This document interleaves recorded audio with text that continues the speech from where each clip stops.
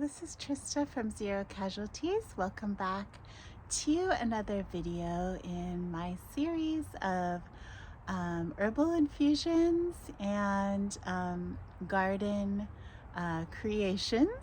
And I'm also including things here that I had in the kitchen, pantry, or freezer that could have gotten discarded, but I decided to make something out of them. So we're going to explore kind of scraps and what you can do with them. So the first thing that I have here is some cold brew Ceylon tea that's been infused with scraps of pineapple. So I cut this up yesterday to serve with dinner, this pineapple, and I thought, you know, it still has a lot of fruit on it. Let's use it one more time before I compost it. So I put it with some water and some tea leaves, and it's been in the fridge ever since until I pulled it out for this video this afternoon, and I have really enjoyed it so far. It has a really lovely light pineapple flavor. It does not taste a lot of tea. I think next time I will hot brew the tea first and let it cool down perhaps, or maybe put it in hot or, you know, warm with the pineapple or other fruits. But it still has a really lovely, refreshing flavor. So I'm excited about that. And then the next thing is a green tea infused with strawberry tops. So just that top part that you cut off of the strawberry. I did hot brew this green tea, and then I added in the strawberry tops and then let it cool down. So this is a really lovely drink, and again, it's mostly fruity, but just a very light tea flavor. This is really good. And then this is something I'm starting to make today. That is a infusion of mint leaves and frozen blackberries. They're not frozen anymore though, because they've been there in a while. But this is a really lovely infusion. I did pour myself some here. It does not taste a lot of anything quite yet. It does have a pretty color, but by tomorrow afternoon it will be, I think, more minty and have more fruit flavor. So right now it's just like a nice water. But anyway, those are kind of garden slash scrap infusions. And then this is something that I made this week. Let me take the cover off of this. This is a combo of using up something that might have gotten discarded and things from the garden.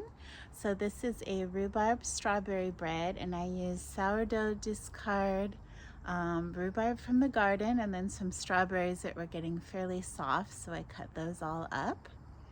And then use the strawberry tops and another thing, so it was a doubly good thing.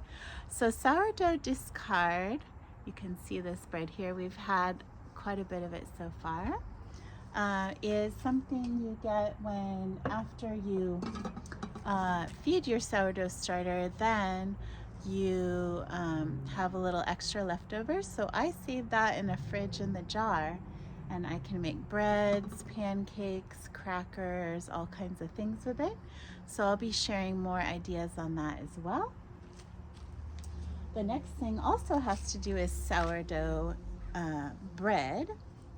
And these are croutons with some fresh herbs from the garden, so another combo.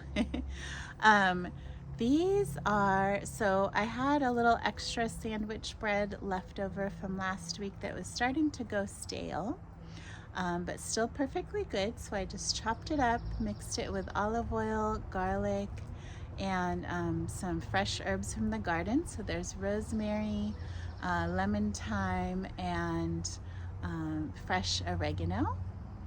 And these are a delicious snack. My son loves to eat these for a snack, and they're also obviously good for salads. So these are a great way to use up leftover bread, whether it's store-bought or homemade. And you can even freeze bread and then make croutons later. That works great as well. And my final item is something not from the garden, but it is just a little box of tomatoes, and then one big tomato that they were not getting moldy or anything, but just starting to get kind of wrinkled up in the fridge. So I took them, broiled them, so they got a bit charred with a little bit of onion and garlic and olive oil. And then I rehydrated a chili pepper I had in the pantry, and then made a salsa from this. So this is a great way. You could even mix this with pasta. It's a mild salsa or tomato sauce. So this is a great way to use up tomatoes that are not the greatest for salads anymore, but you don't want to waste them. So I felt great about creating all these things from either the garden or scraps. So I hope this was useful and fun for you, and please let me know in the comments below if you like to use any scraps or cuttings or leftovers in your cooking or baking. Yeah, please share that with me, and I will be back with more next week. Thank you so much for joining me, and please make sure to subscribe and sign up for notifications, and have a lovely day. Bye.